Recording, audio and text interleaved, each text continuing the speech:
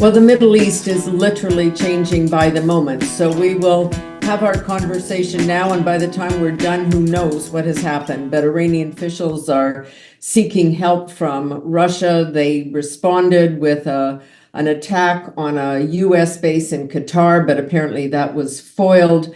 So just for the latest on where we are in situating this with the NATO meeting underway and all of those things as well, we're going to Christian Leuprecht. He is a professor at the RMC in Canada, Queen's University with Macdonald-Laurier Institute, but we have tracked him down in Brussels, where he is the visiting fellow at the Wilfrid Martin School. Interestingly, as he was just telling me as we connected, the place where they did the draft for Rearm Europe, which Canada has decided it will sign on to, and we will get to that. Professor Leuprecht, thank you for joining us. Senator Wallen, it's always a pleasure. Hello.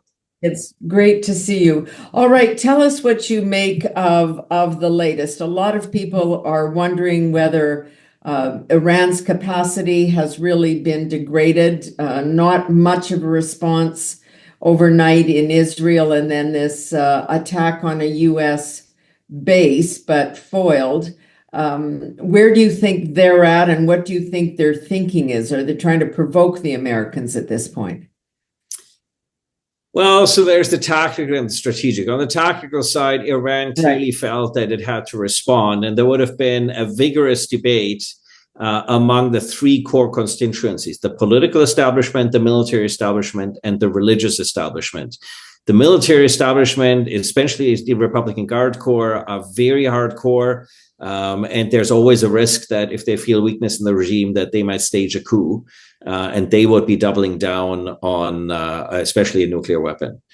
The religious establishment, I think this is existential for the regime. That is to say, as all tyrannical regimes, ultimately, it's about regime survival. Look, if you're an Iranian, you've suffered for years because of the strategy that this regime has pursued of putting money into proxies, into potential nuclear weapons and the like.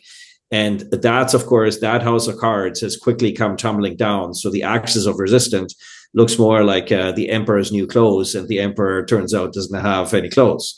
Right. So if you're an Iranian, you've been suffering, and you're and the key strategy has just kind of come crumbling down, you might be pretty angry at your government. And the politicians have always been the most moderate in many ways in those groups. The current foreign minister was also the chief negotiator on the 2015 agreement with the United States.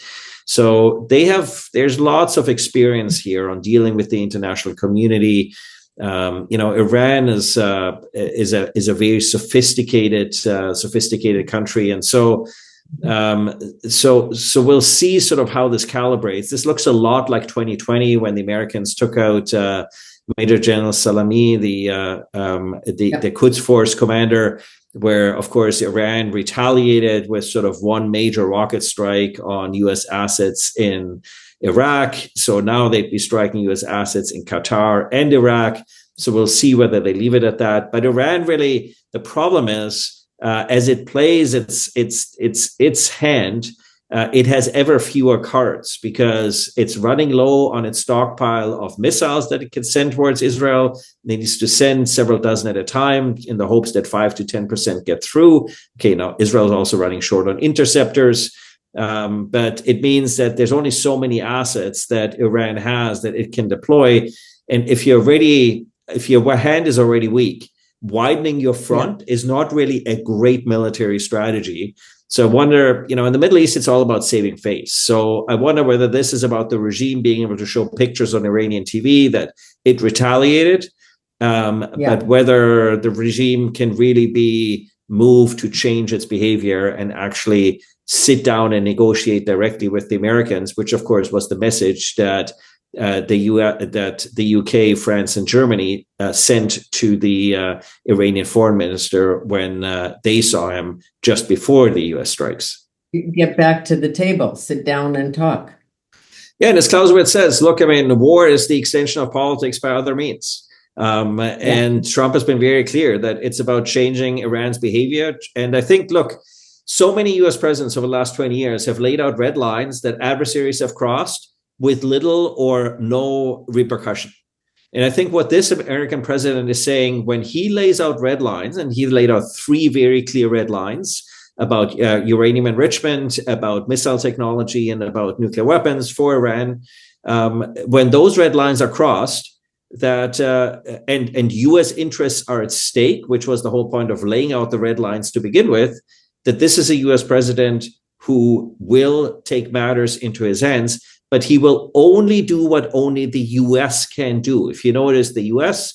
only provided the strategic enablers. That is to say, everybody talks about the bunker-busting bombs, but of course, it's also the delivery system, the B-2 bombers, their distance that they can cover, the payload, and their stealthiness that no one else has in terms of delivery system.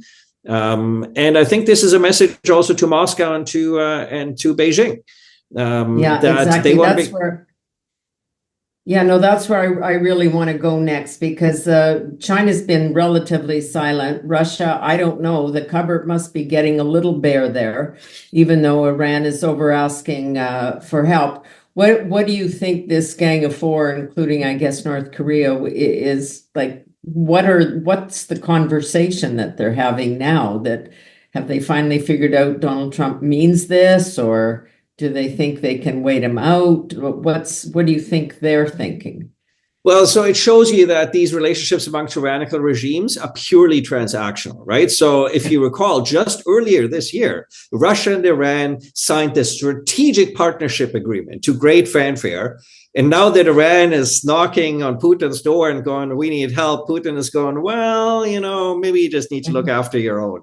Yeah. Right. So, and we heard a little bit of some aggressive tones out of some Russian politicians yesterday, but it seems today we're hearing rather moderate tones from the Russian tyrant himself. And so it suggests that he's not looking to antagonize Donald Trump, which is probably what the game here is all about for the Russians. And of course, as you say, they have their hands full in Ukraine with their own miscalculation.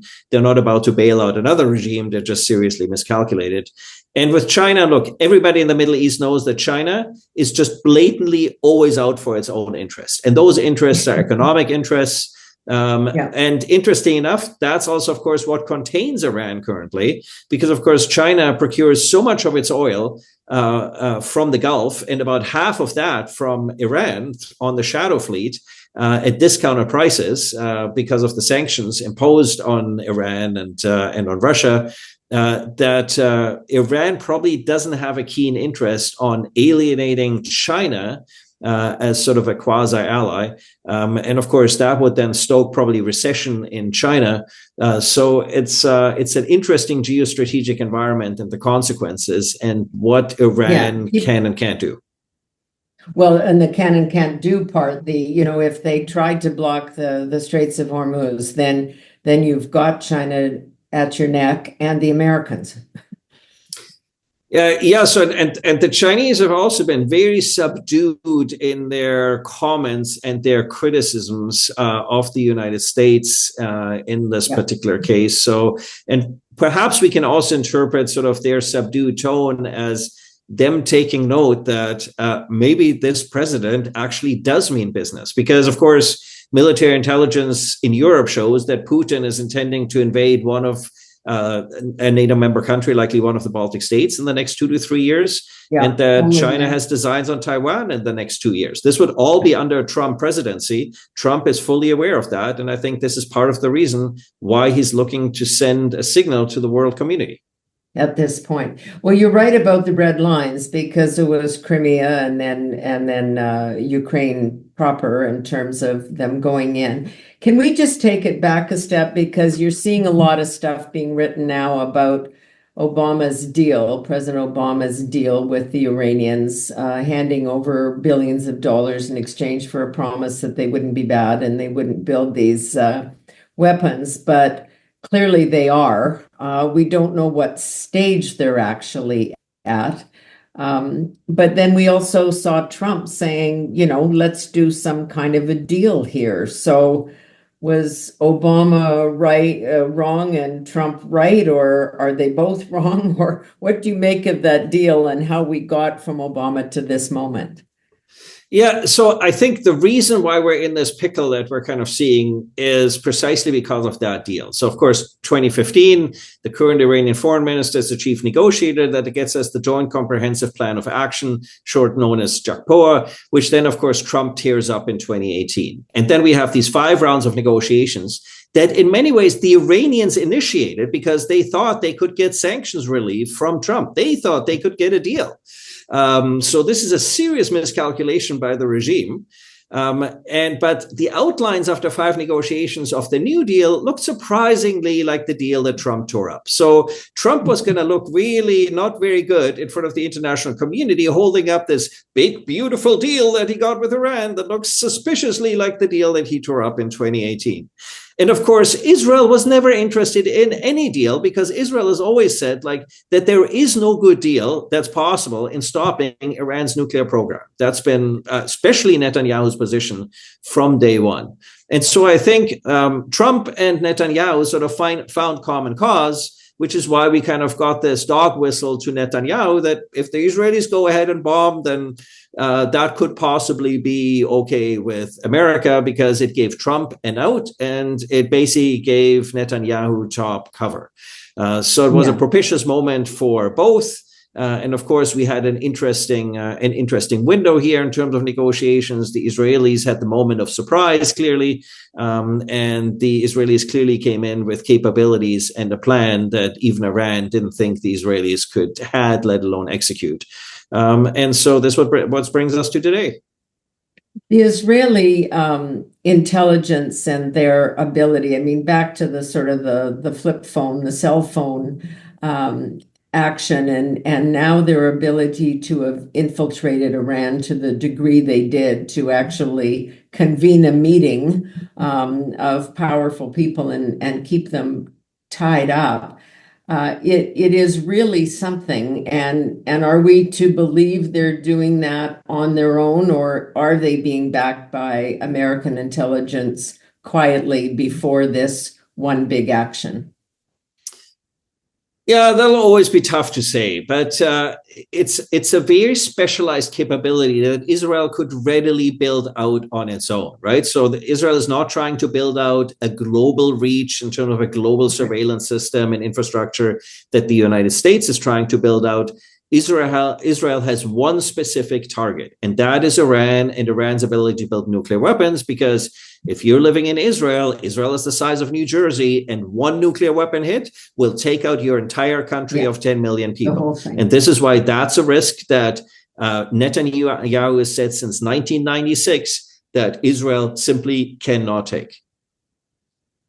This has solidified the relationship in a way with Donald Trump and Israel, or I might just say America and Israel, because we've seen the parties kind of switch places on that.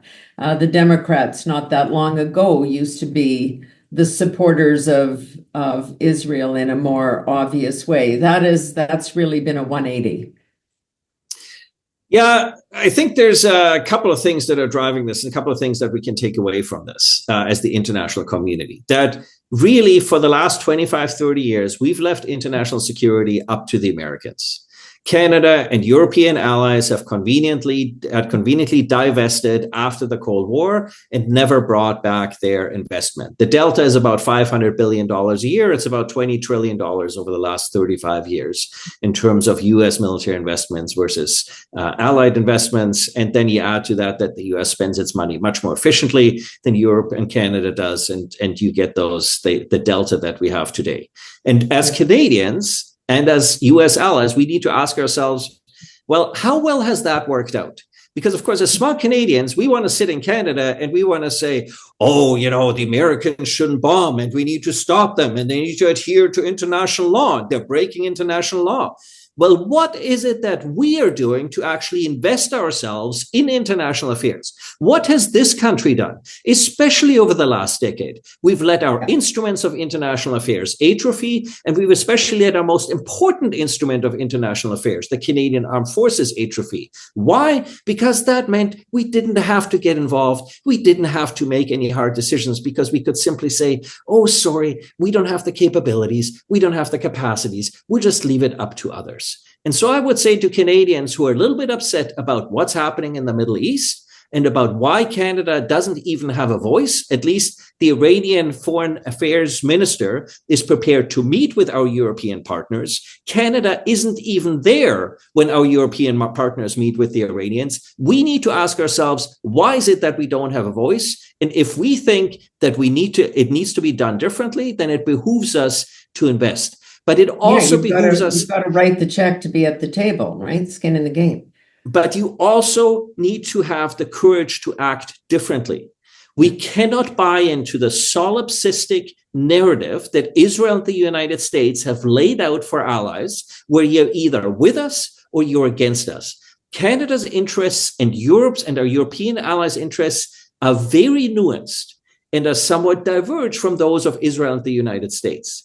And so as Canada, we also need to have the courage and stand up and say, yes, it is unacceptable for Iran to be able to obtain nuclear weapons, but it is also unacceptable to see the sort of humanitarian suffering, deplorable suffering that we see throughout the region. In part because that suffering, of course, and if we have further mischief in Iran, Iran's a country of 90 million people. If even 1% of the 90 million people decide they're going to go to Europe as refugees, we're going to have another political crisis in Europe. We have critical elections coming up in France and in Poland that will stoke the extreme right, and it cannot possibly be in Canada's interest to have a destabilizing political situation in Europe. So it behooves us as Canada to show courage.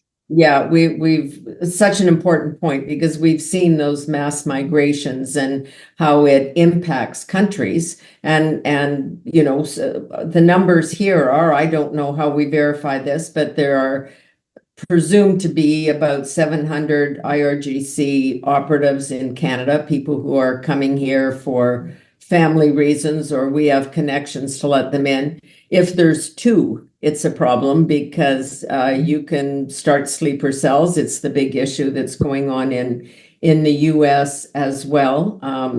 We saw what happened when France gave support to the Ayatollah and let him live there a protected life for a long time. Like, it seems we're in a very different time now.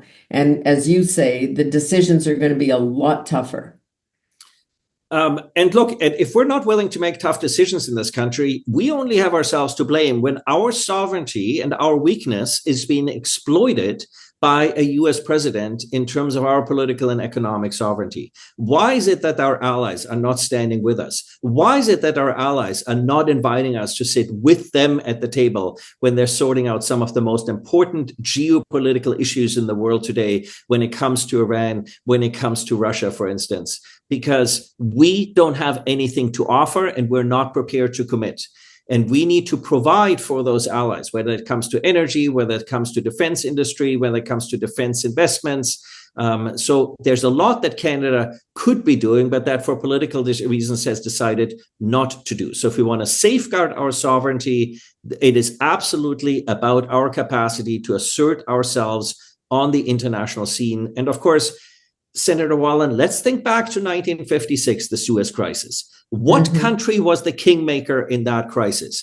What's the country that stopped the United States and the Soviet Union from potentially going to nuclear war? It was Canada. And it was Canada coming up with peacekeeping, not to make the world a better place, but to assert Canadian interests. And I would say to Canadians, where is Canada today in terms of its ability to assert its interests in regional stability in the Middle East and elsewhere? That is such an important point that you're making, because that was, those were the policies and the decisions, not of warmongers, of people who were actually playing our role as a middle power when we still could, because we had a military and it was funded. And we were willing to step up. Very, very important. Let me run through a couple of other things. A lot of people speculating that this is bad news for Ukraine, in part just because the international community will be distracted and will be looking at this. What's your thought on that? Yeah, so I mean, if you look at Ukraine, Ukraine's been hit hard. It's been hit hard just about every night. And that's usually what happens ahead of these important summits. Because at these summits, you usually get a statement of sort of support for Ukraine, and Russia wants to show ahead of these summits that Ukraine is weak and that Ukraine is going to lose and the like. So certainly, Russia has been exploiting this moment of weakness. It hasn't had, I think, the silver lining is it hasn't made the international headlines that it normally would. So Russia hasn't been able to coerce and shape the narrative in the way that it would ultimately would have liked in that situation. But of course, Iran has also been an enabler of Russia. With its technology, with its drones, there was talk about possibly missile transfers to Russia. I mean, clearly all of that is off the table because Iran needs every capability now that it still has, and it's going to take a long time to rebuild. So you would think that from a Russian perspective, this is also a bit of a problem for Russia, also in terms of its influence in the Middle East, because it already lost a key ally in Syria. And if the Iranians get a deal with the Americans, you can bet that deal is going to include some other sort of clauses to curtail Russian influence in Iran. So I think this can ultimately this can cut both ways, and it's also a signal to Putin that if he continues to stall and to obfuscate, if nothing else, the Trump administration has exposed Putin for the tyrant that he is, that is not interested in peace. And so Putin can read the tea leaves that perhaps, yes, the U.S. can draw back, but the U.S. could also double down on Ukraine. So when it comes to Canada, so the NATO leaders are gathering, and Canada's indicated that it wants to be part of the Rearm Europe as part of our strategy. I guess, as we were saying earlier, it was out of the Martin Center where this idea was formulated. What do you make of that? Can we really put our lot in with Europeans? As you said, we've not answered their needs for energy or on other questions.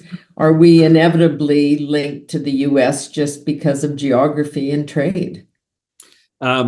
So certainly the U.S. will remain our most important strategic ally simply by destiny of geography. Yeah. But of course, I just wrote an article here for the Martin Center on our community of faith with Europe. For 100 years, we've used our relationship with Europe to counterbalance the vagaries of U.S. unilateralism. Yeah. And of course, it seems over the last decade, broadly over the last 25 years, but especially last decade, we've had complete amnesia in terms of the importance of our relationship with Europe.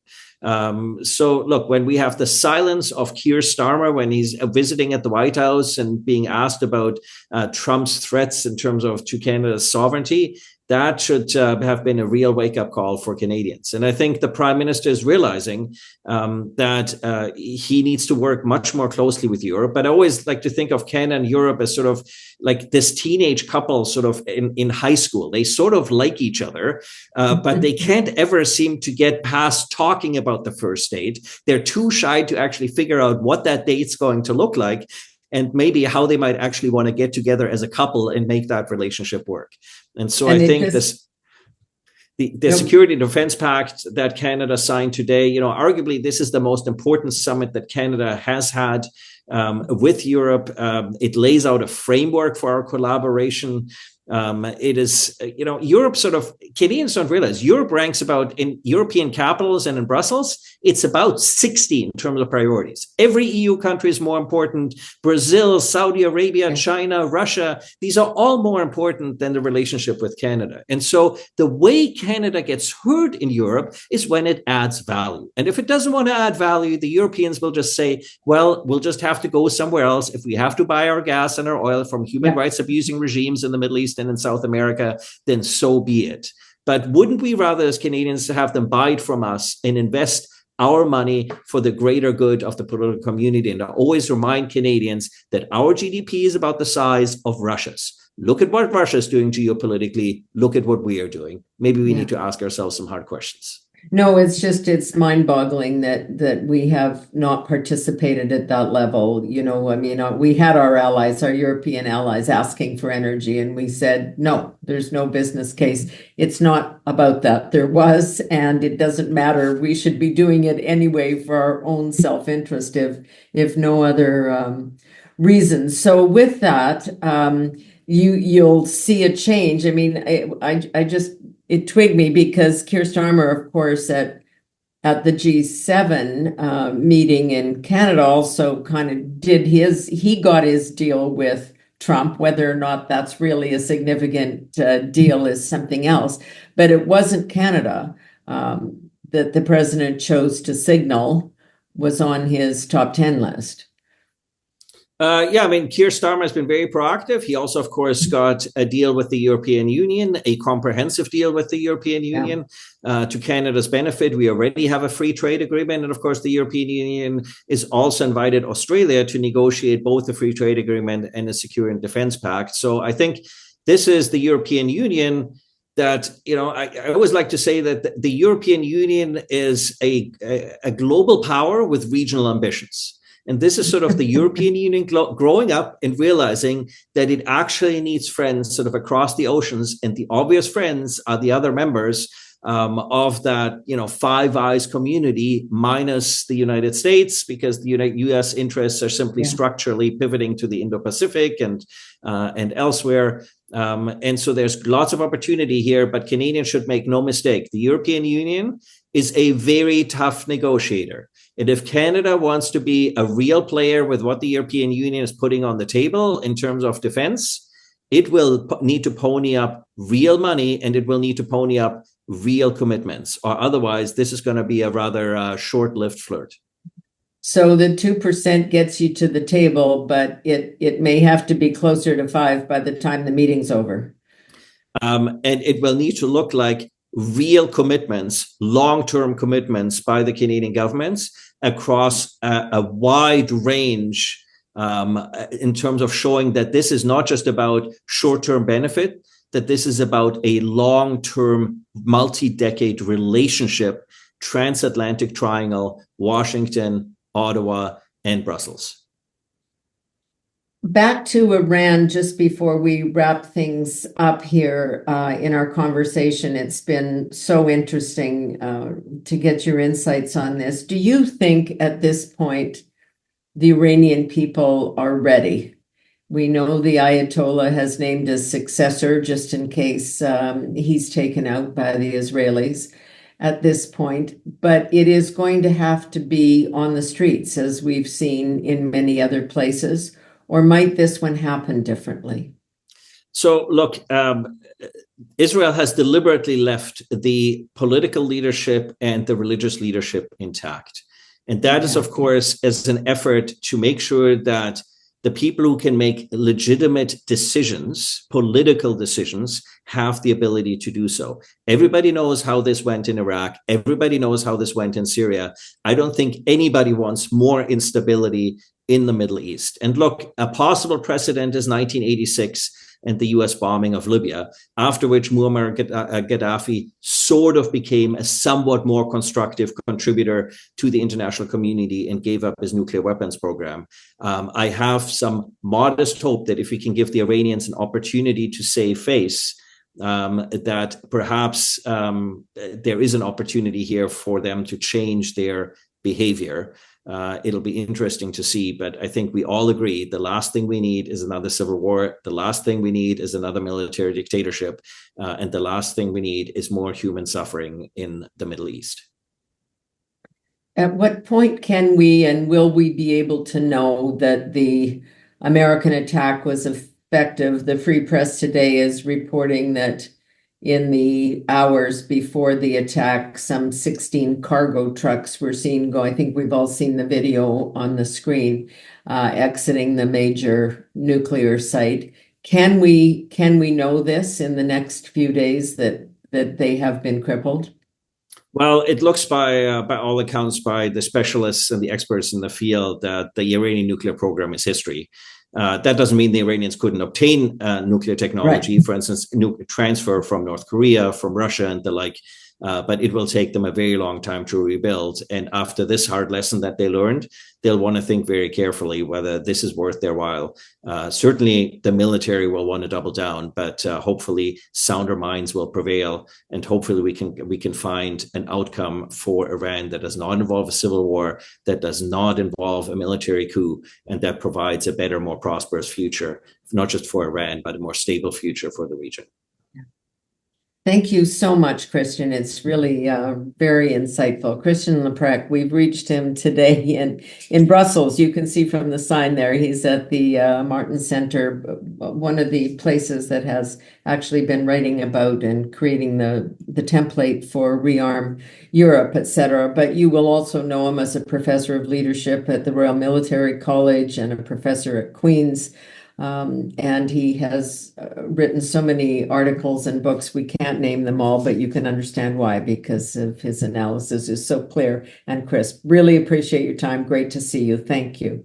Senator Ball, thank you very much for the conversation. That's great. And thanks to all of you for joining us today. That's it for this edition of No Nonsense. We'll talk again very soon.